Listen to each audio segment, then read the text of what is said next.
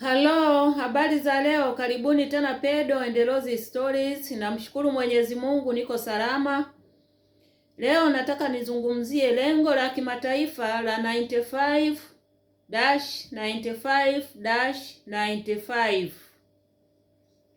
Lengo la kimataifa la -95-95-95 ni kwamba 95% watu wajue hali zao. 95% watu wapime, wajue afya zao au wajue status zao, kama wana maambukizi ya VVU au hawana maambukizi ya VVU. Na 95% waliopatikana waanze ARV mara moja. Yaani 95% waliopatikana na VVU waanze matibabu mara moja. 95% baada ya kuanza matibabu virusi viwe havipimiki. Yaani U iwe ni sawasawa na U. Virusi viwe havipimiki, na maana havionekani mwilini mwako. Hilo ndilo lengo la 95-95-95. Sasa kuna dawa ambazo zinazuia watu wasipate maambukizi ya virusi. Mfano PrEP, Pre-Exposure Prophylaxis. Hii ni dawa ya kujikinga usipate virusi vya ukimwi, hasa kwa watu ambao wako katika mazingira ya hatari. Inatolewa kwa watu ambao wako kwenye mazingira ya hatari. PrEP, Pre-Exposure Prophylaxis, watu kama sex workers na kadhalika. Alafu kuna PEP. Hii inatolewa baada ya mtu kuwa amepata ajali, yaani pengine umechomwa na sindano au umekutana na mtu bila kinga na una wasiwasi kwamba unaweza ukapata maambukizi ya VVU. Kwa hiyo unapewa hii PEP,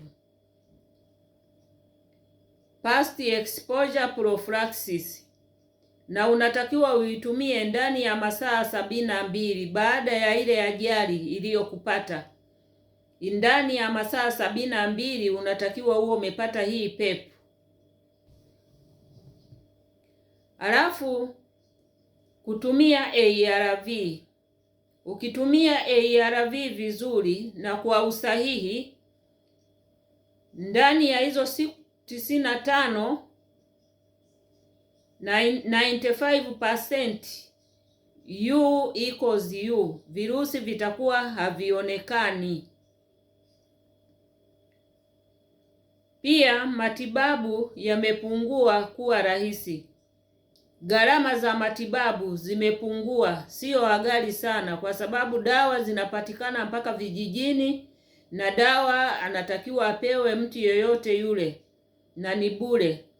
Serikali ndio inayogharamia, lakini mtumiaji anaenda kliniki anapewa dawa zake. Matibabu yamepungua kuwa rahisi. Pia kidonge kimoja kwa siku, mtu anameza kidonge kimoja tu kwa siku amemaliza. Au mtu anachoma sindano za miezi miwili. Hii inapunguza uchovu na kumeza dawa kila siku. Kuna sindano ambazo mtu anachoma ndani ya miezi miwili. Unakuwa ufikirii tena mambo ya kumeza vidonge, unaona, kila siku. Halafu utafiti wa chanjo na tiba unaendelea.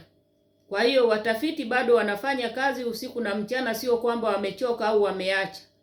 Utafiti unaendelea, chanjo ipatikane pamoja na tiba ya VVU au ukimwi pia ipatikane.